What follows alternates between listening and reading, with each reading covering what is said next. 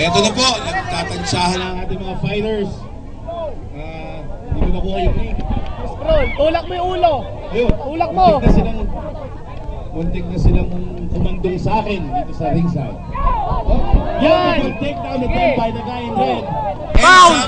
Pound! Ayan. Bali itong pwesto na to, ano po yan eh, very advantageous na nakikita nyo.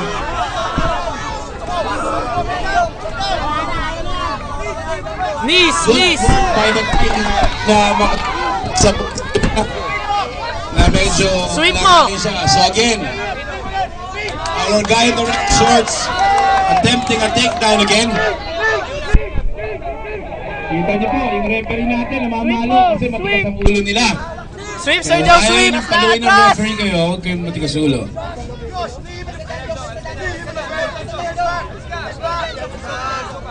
And again, our guy in red, medyo na-in-love na siya doon sa takedown na yun. Ayaw niya nang bitawan. Yun, binitawan. Strikes! Yun. Oh, beautiful! Fall to the back! Sige, pound! Pass! That's what happens pag hindi tumama yung siba. Yun! Beautiful straight to the face. Stacking him up. Sige! Medyo hindi na siya nag-defend. Oh, buta yung mikot. Binigay niya na yung likod niya. Ayun! Grabe!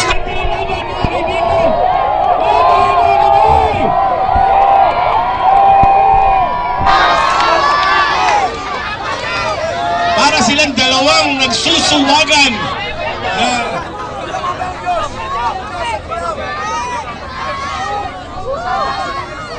exchanging uppercuts and body blows. Nakikita po natin talagang Tanggalin mo sa clinch! todo ang eye-to-eye contact nilang dalawa. Ayan. Kita po natin, napaka-strategic nitong laban na to. Hindi po basta bitaw lang ng bitaw ng suntok. Kailangan tinatamaan kasi sayang ang pagod mo kung wala. Paano naman sabi mo? It's a very interesting fight. Thank you. Tutulungan mo ako naman pag ganun-ganun eh. Ayan, dito pong pwesto na to, yung nakapula po, naghahanap siya ng takedown. Pero kumain siya ng tuhod doon. And believe me, hindi masarap kumain ng tuhod. But still, nakita niyo po ha, yung fighter natin sa red shorts, feeling niya, advantage niya yung takedown, kaya medyo sandali lang daw, fight. Mukhang pagod na ang ating fighter in the red. Medyo maganda yun. Oh, may tumurotot sa tabi ko! May tumurotot! Ano yun? Ayan pala ang bell natin. Hindi ko alam ha. Yan ang unang bell rotot. Kulat ko kanina.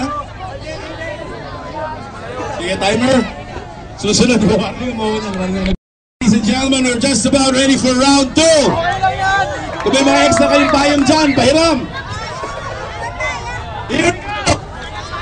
Ito ang hardcore, first time in the Philippines, fighting in the rain. This is a historic event. Ayan. Ang mananalo dito sa laban na ito, bibigyan ng payog.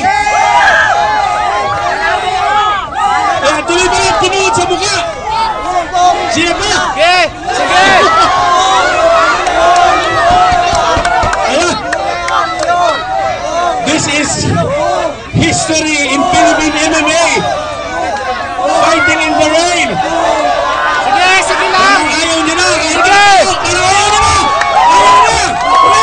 Inawat na po! Gusto lang talaga niyang umayaw, mga kaibigan, kasi mapasa na siya.